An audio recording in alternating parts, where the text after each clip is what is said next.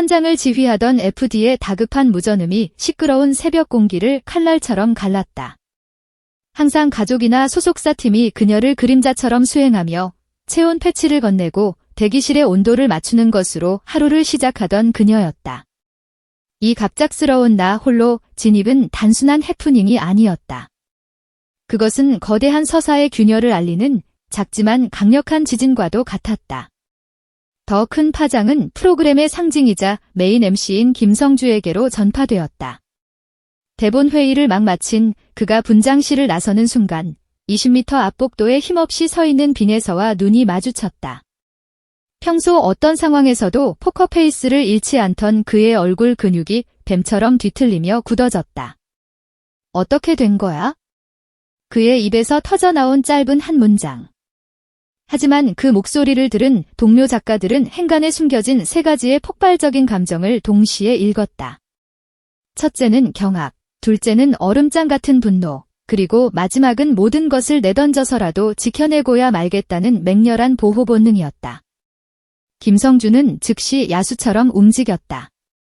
그는 가장 먼저 모니터링 룸의 출입을 전면 차단하라는 명령을 내렸다. 단 한 명의 외부인도 심지어 일부 스태프조차 이 위태로운 소녀의 모습을 보게 할 수 없다는 결단이었다.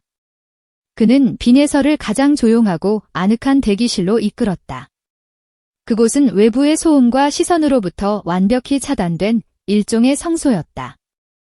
빈에서는 언제나처럼 낮고 맑은 목소리를 쥐어짰지만 그녀의 몸은 처절한 반박을 하고 있었다.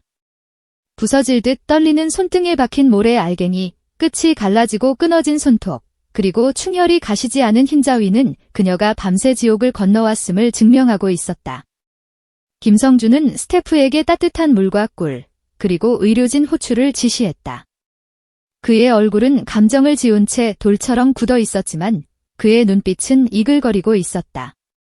그는 휴대전화를 꺼내 들고 어딘가로 통화를 걸었다. 평소 유려하고 막힘없는 진행으로 명성이 자자했던 그의 목소리가 듣는 이의 심장까지 얼어붙게 할 만큼 차갑고 격렬하게 떨리고 있었다. 그것은 단순한 요청이 아니었다. 한치의 관용도 허용하지 않겠다는 왕의 칙령이었으며 감히 상처를 입힌 자를 찾아내 세상 끝까지 추격하겠다는 선전포고였다. 그의 짧지만 결기 넘치는 명령은 마치 관세청장의 친서를 보는 듯한 위압감을 뿜어냈고 현장에 있던 조연출들은 저도 모르게 숨을 삼켰다. 그날 촬영은 몬스터보이스 6회차 사전 녹화.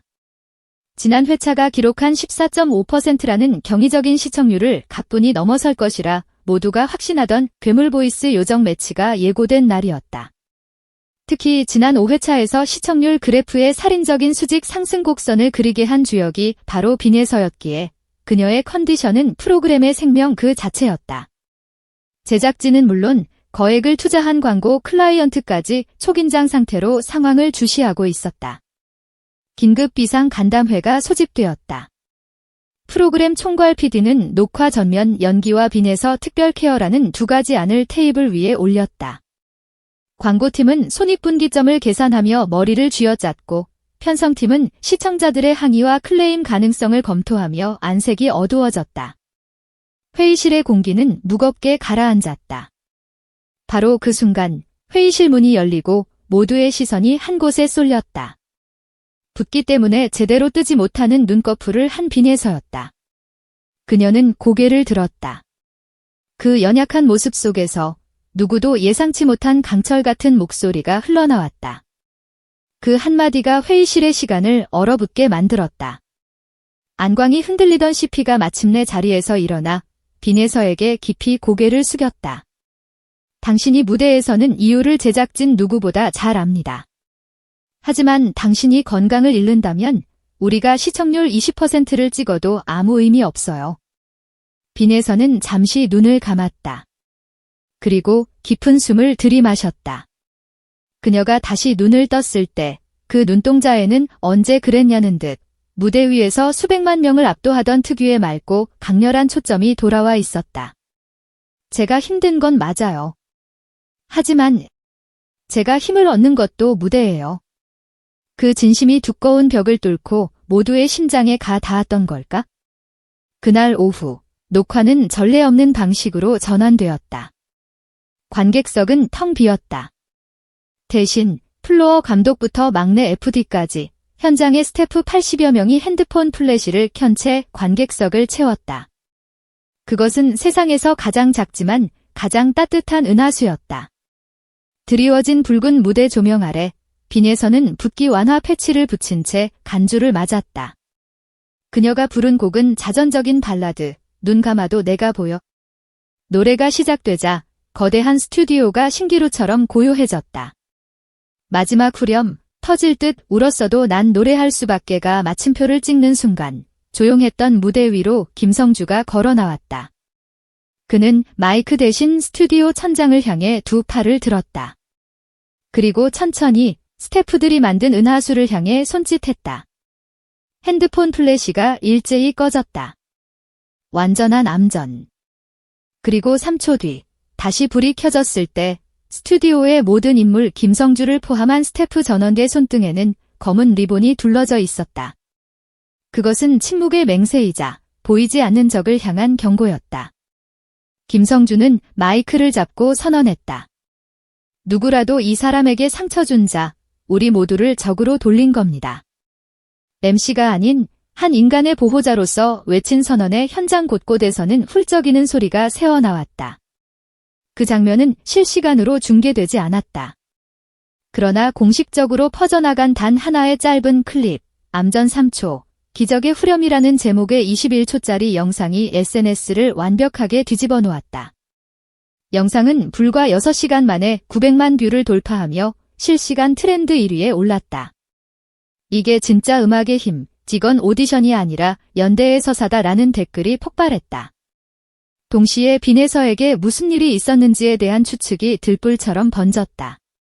소속사와의 갈등설, 살인적인 스케줄 문제, 심지어 악의적인 인신공격성 루머까지 등장하자 소속사와 방송국은 합동으로 법무법인을 선임해 강경 대응을 발표했다. 가장 큰 파장을 일으킨 것은 김성주의 다음 행보였다. 그는 다음 날 새벽 인스타그램 라이브를 켰다. 붉은 해가 떠오르기 직전의 잿빛 한강공원을 배경으로 그는 시청자들에게 물었다. 여러분, 노래를 듣는다는 건 어떤 감정인가요? 그리고 그 노래를 부르는 사람이 울고 있었다면 여러분은 박수를 치시겠어요? 아니면 우산을 씌워주시겠어요? 그것은 단순한 설문이 아니었다. 방송인이자 몬스터보이스라는 장대한 서사의 내레이터로서 자기 방식대로 연대와 안전망을 촉구하는 정의의 다짐이었다.